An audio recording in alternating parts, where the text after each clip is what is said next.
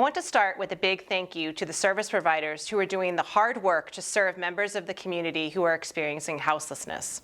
In particular, sincere thanks to the staff at Neighbor Impact and Shepherd's House for all the work they're doing to manage shelter facilities. Adding shelter capacity is part of the city's strategy to address houselessness in Bend and will allow us to better manage camping on our streets and sidewalks. We have great news to share. The Division Street Shelter opened on February 7th. Thank you to all the people who made this possible.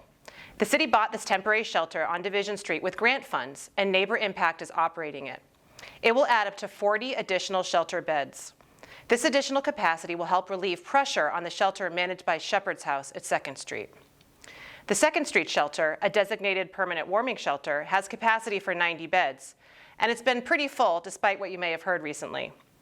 There were shelter beds open when the shelter first opened in June and over the summer. But since December, there have been more nights when demand for places to sleep exceeds the 90 beds that are available at 2nd Street. There have only been 6 nights in the past 6 weeks with any capacity at all, and that's just a handful of beds. Developing shelter capacity has to happen before the city can remove camps on public lands.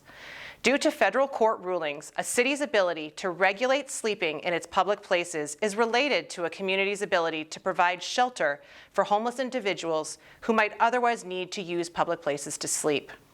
We are working towards having enough capacity that we can more effectively regulate and manage camping on public lands in the city. It is a false narrative to tell our community that we have the capacity to house all the people on our streets right now. Roughly 70% of our houseless population still remains unsheltered based on the most recent data. We can and must do better for everybody by increasing shelter capacity. The city has a multifaceted strategy well underway to increase shelter bed capacity and to collaborate with and support the providers who serve the community. Another piece of the strategy is to consider proposed development code changes to provide more options for various types of shelters to be built in most zoning districts around Bend.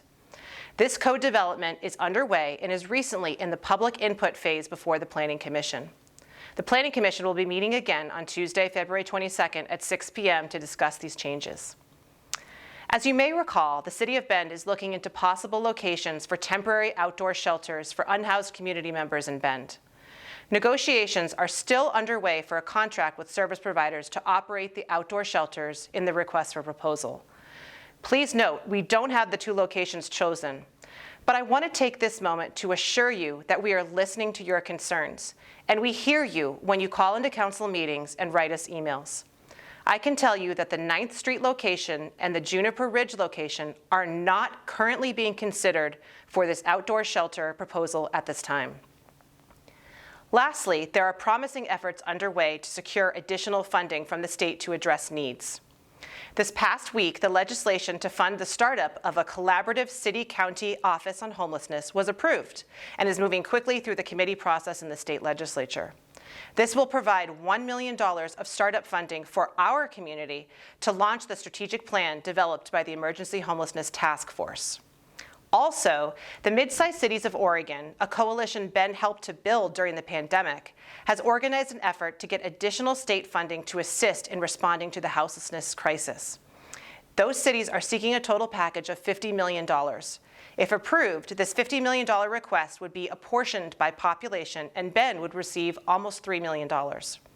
This could be used on things like acquiring and rehabilitating emergency shelters and safe sleep sites, operating emergency shelters and safe sleep sites, removing debris from abandoned camps, supporting services for individuals and families experiencing homelessness, including housing navigation, medical, behavioral health, and mental health care, enhancing resources for cities and nonprofit partners for houseless service provision, culturally appropriate programs that stabilize individuals and families through food assistance, supportive service information, and referrals, supporting community engagement and education.